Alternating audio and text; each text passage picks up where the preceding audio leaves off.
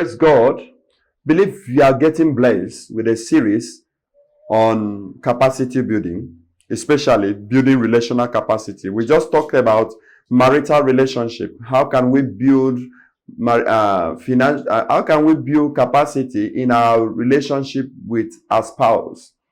And we have just discovered secrets. Please, if you have not listened to that, try and listen to it. Right now, we will be talking about building capacity in parental relationship. Relationship between parents and children. Between parents and children. Very sensitive relationship. It's a relationship that talks about the foundation of life, because every child is a foundation. Every person that is grown today was once a child. And once you miss this aspect of relationship, once this aspect of relationship does not produce right results, it affects the future of a child. It affects the future of a person. There are so many people you see today that seems to be useless. Originally, they were not meant to be useless, but because their relationship with their parent was not well done, well arranged, it becomes a problem in their life today. And that is why, talking about this kind of relationship, I want parents to listen to me. I want children to listen to me. That what to do with this relationship could mar the future of your children. It could also disrupt the future you also have in your children, because your children are your future. Your children are your future. Ephesians chapter 6 verse 1. Ephesians chapter 6 verse 1. What does the Bible say in Ephesians chapter 6 verse 1? Let's get it and read it and hear what the Bible says. Paul the apostle, writing to Ephesian church, he said, "Children, obey your parents in the Lord, for this is right." Verse 2, "Honor your father and mother, which is the first commandment with promise, that it may go well with you and that you may enjoy long life on earth." That is verse 3. "Father, do not exasperate your children. Instead, bring them up in the training and instructions of the Lord." This is Paul's admonition to the church at Ephesus about parental relationship. How should parents relate with their children, and how should children also reciprocate by relating with their parents? What are the rules? We are going to look at about 4 rules in parental relationship. Parents relating with children, and children relating with parents. And hear me, if you must build a lasting capacity that will bring your family to everlasting joy, you must keep to these rules, because these rules are scriptural, these rules are practical, these rules are long lasting. Number 1 rule is obedience from parents. Obedience from parents. Ephesians chapter 6 verse 1. "Children, obey your parents in the Lord." Colossians chapter 3 verse 20 says almost the same thing. Obedience. Obedience here implies giving attention in order to answer. That is what obedience here calls for. The Greek word used in Ephesians implies giving attention in order to give an answer. That means children, give attention to your parents. Oh, I love that.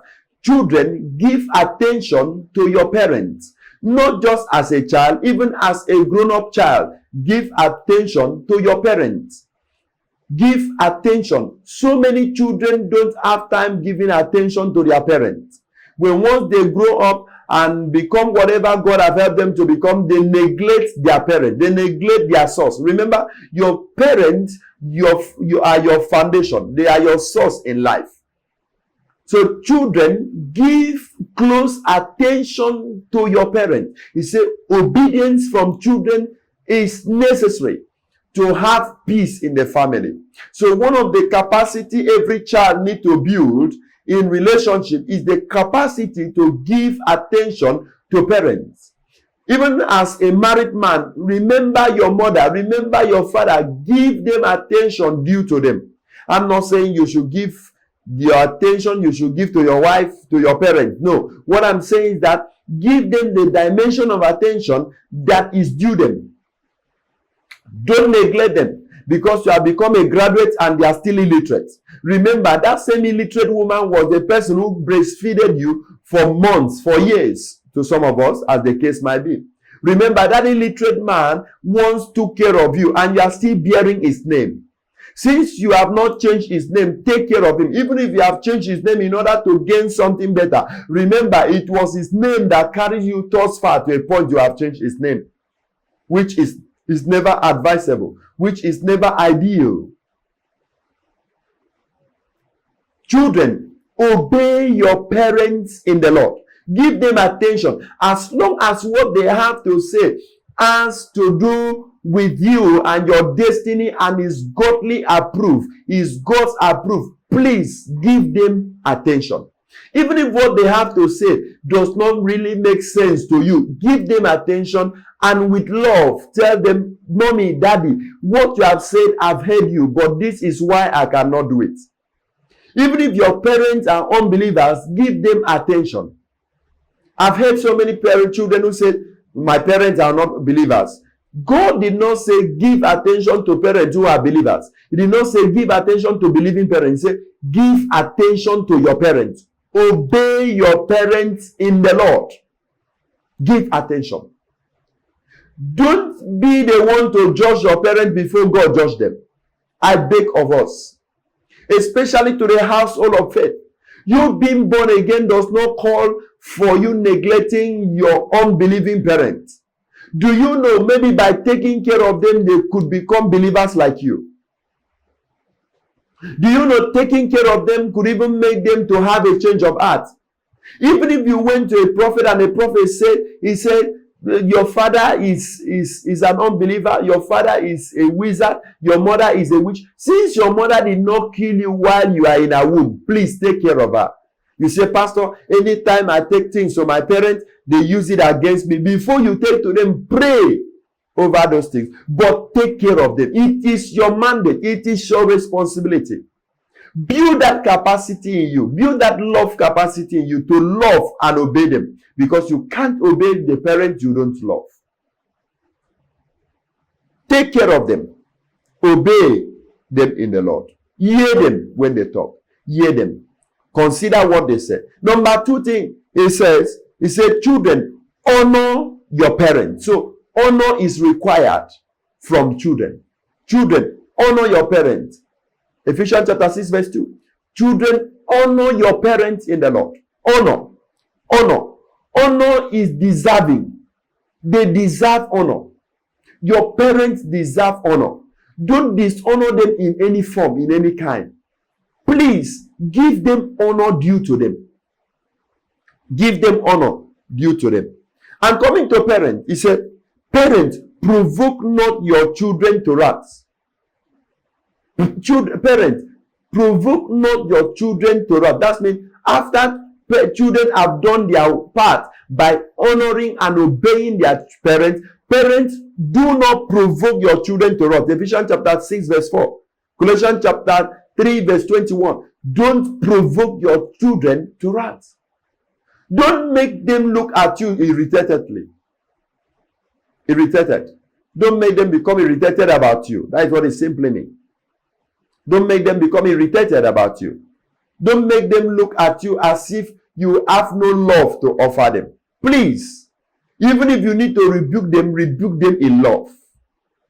Even if you have to chastise them in love. To whom the Father loves, he chastises. But so many parents chastise their children not as at the level of love, but at the level of telling them that you cannot become anything. It is wrong for a parent to look at a child and say, look at you, you will not become anything in life. Don't provoke your children to wrath. Sometimes some parents will say, look, I'm not hoping on you because I know you cannot do anything for me. Forget. The Bible says, eyes have not seen, ears have not heard, neither has it come into the imagination of men what God has for his people. That child you are seeing the seed. Give the child the opportunity to germinate and grow. By the time that child will grow, you will discover that the harvest you get from that child will be more than expected. Don't cause your children to anger. Don't look at a child and say tell the child it will not be well with you. You are cursing your future. Cause not your children to wrath. Provoke not your children to wrath. Parents, the next admonishment to parents is parents, bring them up in the training and instructions of God.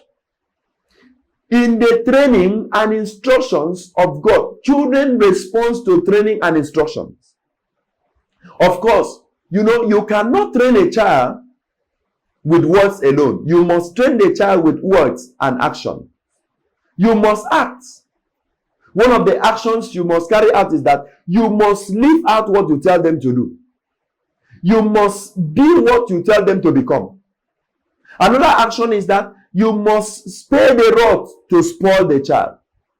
Wisely, spare the rod to spoil the child. These are the actions. So this also go to training. Train them. Paul the apostle said, instead of provoking them, please train them. When they go astray, call them back. Give them instruction. This is how to do. See, my son, if you do like this, you miss it. I love the teachings of David to Solomon. He says, my son, when sinners entice you, he say, hearken not. That is a man who knows that despite the fact that his son will be enticed by sinners, does not mean that the son have turned to a sinner. The prodigal son, the son came and said, my father, I'm sorry. But before the son will even say, I'm sorry, he opened his hand to receive the son. Please, let us be careful the way we treat our children. Children, be careful the way you treat your parents. There's what we call natural cause. If you treat your parents wrongly, it is a seed you are sowing. Your children will also treat you wrongly. So many children can't remember their parents because when their parents were children, they never remember their own parents. But woe to him who also allowed what his father did to his parents become his own deed and act. Work on yourself. Develop the capacity to relate as parents and children. I want you to take note of this as children, as parents. Remember, according to Psalm 127, verse 3, children are our reward. God used these children to reward us. So when a woman enters the labor room and push out a child, that child becomes the reward of that labor. That is why I say none shall be barren in the land. Please, parents, don't spoil your reward. Don't spoil your divine reward. Children are gifts. And gifts could be used and misused and well used as well. Children are gifts from the Lord. They are gifts. God give you divinely. Do you know why God give you that child? It's because he knows that what that child will do is what you need in the future. So God decided to give you that particular child. Don't look at the behavioral attitude of that child now. There is something still better about that child. There is something still good about that child. Every day, do like what Isaiah said. The children the Lord have given to me, they are for signs and wonders in Israel. Declare over their lives. My children, you are for signs and wonders. If anyone lack wisdom, let him ask. So ask in their behalf. If any child is not bright in school, you say the memory of the just is blessed. So your memory is blessed. Declare over your children because they are your gifts. They are gifts from God to you. They are not meant to punish you. God give them to you so that as you direct them aright, you will also benefit from them. They are gifts from the Lord. They are gifts from the Lord. The Bible said, blessed is the man that have his quiver full of them. Blessed is the man that have his quiver full of them, for he shall not be ashamed of the enemy at the gates. One of the shame of barrenness is that you don't have a defense at the gate. That is the next thing. Children, your children are your defense. Your children are your defense. Psalm 127 verse 4 and 5. Your children are your defense. They will defend you. They will defend your name. They will defend your inheritance. They will defend everything about you. They are your defense. God is your spiritual defense, but your children are your physical defense. Treat them in love. Treat them with love. Care for them. Take care of them. Love them. Children in turn, love your parents. They are your crown. They are your crown. They are your crown. Don't cause your parent to cry because of your actions. If you are not born again, it's time to be born again so that your parent will be proud of you. Your parents can be proud of you and say, I have a son, I have a daughter. There are people that have children and they cannot be proud to say, I have children. If you are hearing the sound of my voice today and you are a child out there, it does not matter how old you are, and you have not been meeting up to expectation. Your aged parents are there and you are not caring for them. Maybe because of the prophecy that was given to you by one prophet or the other against your parents. Please repent. Go take care of your parents so that your children can also take care of you. Are you a daughter-in-law and you come into the house and your husband is not taking care of his parents? Please tell your husband to take care of his parents. Are you a son-in-law? Since you got married to that daughter or that woman, you don't allow her to visit her parents. Neither have you ever visited her parents. Also, encourage your wife to take care of her parents.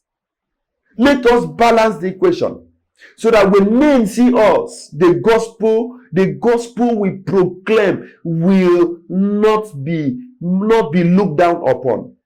So that when we lift up our holy hands, our parents will be sure that truly my children are holy. Don't have a form of godliness and deny the power thereof.